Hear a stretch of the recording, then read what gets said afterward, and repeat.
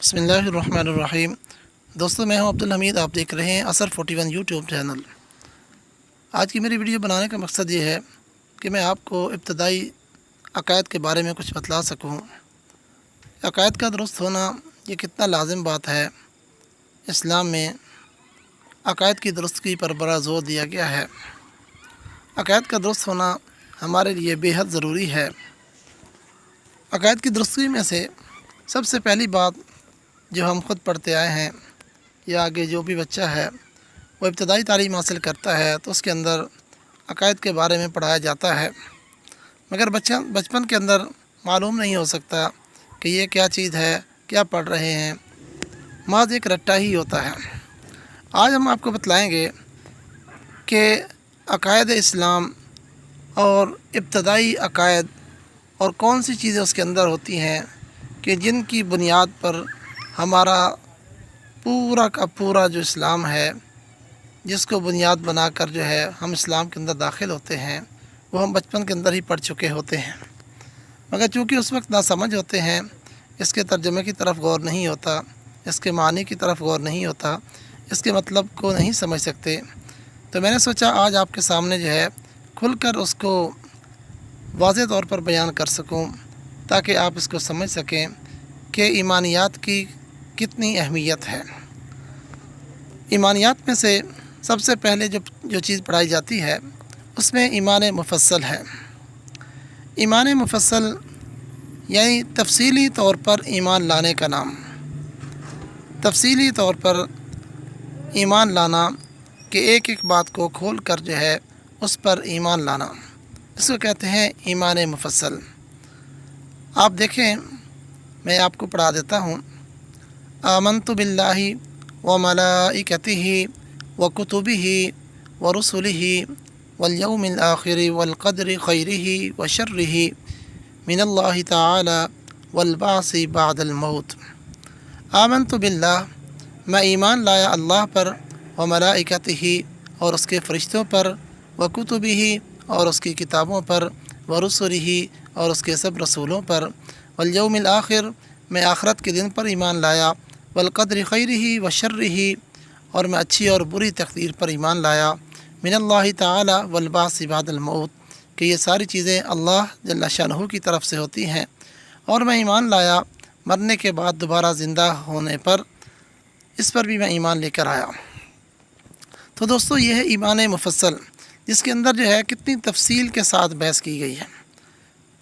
ایک جو ہے اس کو بڑے ترتیب کے ساتھ، بڑے انداز کے ساتھ اس کو کھول کر بیان کیا گیا ہے کہ اللہ کے اوپر ایمان لایا اور ملائکتہ ہی اس کے ملائکہ پر۔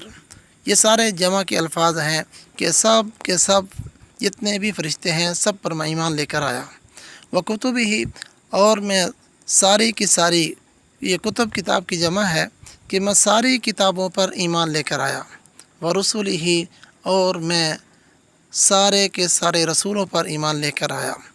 رسول کی جمع ہے کہ سب کے سب رسولوں پر میں ایمان لے کر آیا۔ والیوم الآخر اور یوم آخرت پر ایمان لے کر آیا، اچھی اور بری تقدیر پر ایمان لے کر آیا کہ اچھی اور بری تقدیر یہ ساری کی ساری چیزیں اللہ جل شانہ کی طرف سے ہوتی ہیں۔ من اللہ تعالی والبعث بعد الموت، اور آخر میں فرمایا گیا کہ میں ایمان لایا کہ مرنے کے بعد دوبارہ زندہ ہو کر اٹھنے پر ایمان لایا۔ تو دوستو اس کے اندر جو ہے ہم کیا چیز پڑھتے ہیں کہ ہم اس کے اندر یہ چیز پڑھتے ہیں کہ ہم ساری کی ساری کتابوں کو مانتے ہیں، اس کے اوپر ایمان لاتے ہیں۔ اس کے اندر دو جملے بڑے قابل غور ہیں، وکتبہ ورسلہ۔ یہ اسلام کا دیکھیں سب سے بہترین طریقہ ہے، وکتبہ ورسلہ، کہ جو کہہ رہا ہے، بندے سے کہلوا رہا ہے میں ایمان لایا اللہ کے فرشتوں پر، اس کی ساری کتابوں پر، اس کے سارے رسولوں پر۔ ان دو الفاظ کی وجہ سے اسلام کے اندر جو انسان بھی داخل ہوتا ہے، ہر بندہ وہ اس عقائد کا پابند ہوتا ہے کہ کسی بھی پیغمبر کی تکذیب نہیں کر سکتا، کسی بھی پیغمبر کے اوپر اترنے والی کتاب کی تکذیب نہیں کر سکتا۔ حتیٰ کہ یہاں پر عقیدہ یہ ہوتا ہے، اگر جتنے بھی رسول ہیں ان میں سے کسی ایک رسول کو نہ مانے، یا جتنی بھی آسمانی کتب اتری ہیں ان میں سے کسی ایک کتاب کا انکار کرے تو اس کا ایمان معتبر ہی نہیں، وہ اسلام کے اندر داخل ہی نہیں ہو سکتا، وہ ایمان کے اندر وہ ایماندار نہیں سمجھا جائے گا، اسلام کے اندر وہ داخل نہیں ہوگا۔ یہ دیکھیں کہ یہ کتنی بڑی بات ہے کہ ہمارا اسلام جو ہے پورے کے پورے ادیان جو پیچھے گزر چکے ہیں، جو بھی آسمانی کتب اتری ہیں یا جو بھی انبیاء آئے ہیں، یہ اسلام سکھلاتا ہے ہر ایک کی رسپیکٹ کرنی ہے، ہر ایک کے اوپر ایمان لانا ہے کہ وہ اللہ کی جانب سے نبی تھے، اپنے اپنے دور کے اندر نبی آئے اور اپنا وقت پورا کر کے اس دنیا سے چلے گئے، اور اسی طرح جو ان پر کتابیں اتریں، ان پر صحائف اترے، وہ سب کے سب جو ہے وہ درست تھے، وہ اللہ کی جانب تھے، وہ جانب من اللہ تھے، تو ان کے اوپر ایمان لانا ہمارے لیے ضروری ہوتا ہے۔ ان دو الفاظ کی وجہ سے وَكُتُبِهِ وَرُسُلِهِ ہم دعوے کے ساتھ کہہ سکتے ہیں کہ پوری دنیا کے اندر جو ہے ایسا کوئی دین نہیں ہے کہ جو ہر دین کی اس طرح جو ہے رسپیکٹ کرے اور ہر دین کو جو ہے اس کا جو مقام ہے اس کے طور پر رکھے، ایسا پوری دنیا میں نہیں ہے۔ تو اس لیے ہم نے جو ہے آپ کو شروع میں بتلا دیا کہ یہ دین جو ہے ہمارا دین سب سے بہترین دین ہے، جو اللہ نے ہمیں اسلام دیا ہے وہ سب سے پیارا اسلام دیا ہے۔ تو آئیے دوبارہ میں آپ کو پڑھوا دیتا ہوں، کہلوا دیتا ہوں۔ آمنت باللہ وملائکتہ وکتبہ ورسلہ والیوم الآخر والقدر خیرہ وشرہ من اللہ تعالی والبعث بعد الموت۔ اس کو پڑھنا بھی ہے اور اس کو یاد بھی کرنا ہے، چونکہ اب ہم بڑے ہو چکے ہیں، اب ہم سمجھ سکتے ہیں، اس کا معنی سمجھ سکتے ہیں، اس کے مطالب سمجھ سکتے ہیں، اس کی تفسیر ہم سمجھ سکتے ہیں۔ نیچے میں نے ترجمہ بھی لکھ دیا ہے۔ آمنت باللہ، میں ایمان لایا اللہ پر اور اس کے فرشتوں پر، اس کی ساری کتابوں پر، اس کے رسولوں پر اور یوم آخرت پر، اچھی اور بری تقدیر پر کہ اللہ کی جانب سے ہوتی ہے، اور مرنے کے بعد دوبارہ اٹھنے پر ایمان لے کر آیا۔ یہ ہے ایمان مفصل، جس کو میں تفصیلی طور پر بیان کر چکا ہوں۔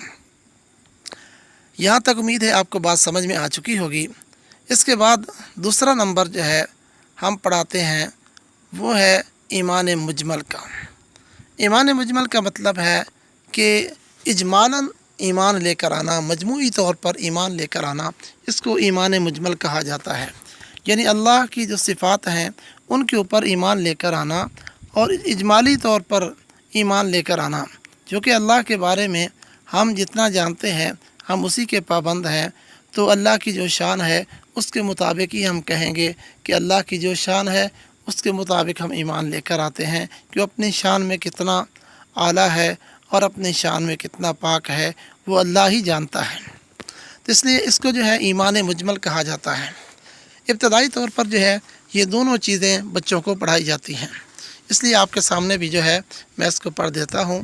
ایمان مجمل کے جو الفاظ ہیں ان کو دہرا دیتا ہوں، آپ جو ہے اس کو دیکھ کر آپ بھی اس کو دہرائیے اور اس ویڈیو کو بار بار دیکھ کر اس کو جو ہے یاد کرنے کی کوشش کیجیے اور اس کا معنی سمجھنے کی کوشش کیجیے، اس کے معنی کیا ہے، اس کا مطلب کیا ہے، اور ہم جو ہے شروع کے اندر جو چیز پڑھ کر آئے ہیں، بچپن کے اندر ہم نے جو پڑھا تھا، آخر اس کا مقصد کیا ہے۔ ہر چیز ہم دنیا کے اندر سمجھتے ہیں، صرف اسلام کو ہی نہیں سمجھتے، تو ایسا نہیں ہونا چاہیے۔ تو یہ ایمان مجمل۔ آمنت باللہ کما ہوا باسمائہ وصفاتہ وقبلت جمیع احکامہ۔ یہ ہے ایمان مجمل کہ میں ایمان لایا اللہ پر کما ہوا باسمائہ، جیسا کہ وہ اپنے ناموں و صفات ہی اور صفتوں کے ساتھ ہے، وقبلت جمیع احکامہ، اور میں نے قبول کیا اس کے تمام احکامات کو، کہ اللہ کے اوپر جو ہے میں ایمان لایا کہ جیسے کہ وہ اپنی تمام صفات کے ساتھ، اپنے ناموں کے ساتھ ہے، میں اس کے اوپر جو ہے سب کا سب ایمان لے کر آیا۔ وقبلت جمیع احکامہ، اور میں نے قبول کیے اس کے سارے احکامات کو میں نے قبول کیا۔ اب چونکہ ہم دنیا کے اندر آئے اور ہم نے دین اسلام کو اختیار کیا، یہ اللہ کا شکر ہے، اللہ نے ہمیں دین اسلام عطا فرمایا اور دین محمدی صلی اللہ علیہ وسلم عطا کیا۔ تو اس لیے جو ہے ہم اللہ سے وعدہ کرتے ہیں کہ ہم وقبلت جمیع احکام ہی، جتنے تیرے احکامات ہیں سب کو ہم نے قبول کیا۔ تو قبول کرنے کا مطلب یہ ہے کہ جس طرح ہمیں پتہ چلتا جائے گا کہ اللہ کے نبی نے یہ حکم ارشاد فرمایا ہے کہ میرے رب کا یہ حکم ہے، اللہ ہم اسی طرح جو ہے اس کو منوان قبول کر لیں گے، اس سے سرکشی نہیں کریں گے، اطاعت کے بازو پھیلا کر رکھیں گے۔ جس طرح ہمارا پیغمبر ہمیں حکم دے گا اس کے مطابق ہم عمل کرتے رہیں گے، ہم اسی طرح جو ہے اپنی زندگی کو گزاریں گے۔ تو یہ مطلب ہے وقبلت جمیع احکام ہی، کہ میں نے قبول کیا تمام احکامات کو، کہ جو مجھ تک پہنچتے رہیں گے قیامت تک جو ہے، اگر جو ہے مجھ سے کچھ راز اٹھتے رہیں اور قیامت تک جو ہے کچھ ایسے مسائل ہوں کہ جن کو میں نہیں سمجھ سکتا تھا، مگر میرے سامنے جس طرح وہ کھل کر آتے رہیں گے، میں ہر ایک کے اوپر جو ہے ایمان لاتا رہوں گا۔ میں یہ سمجھوں گا کہ اللہ جل شانہ کی طرف سے ہے، یہ حکم ہے۔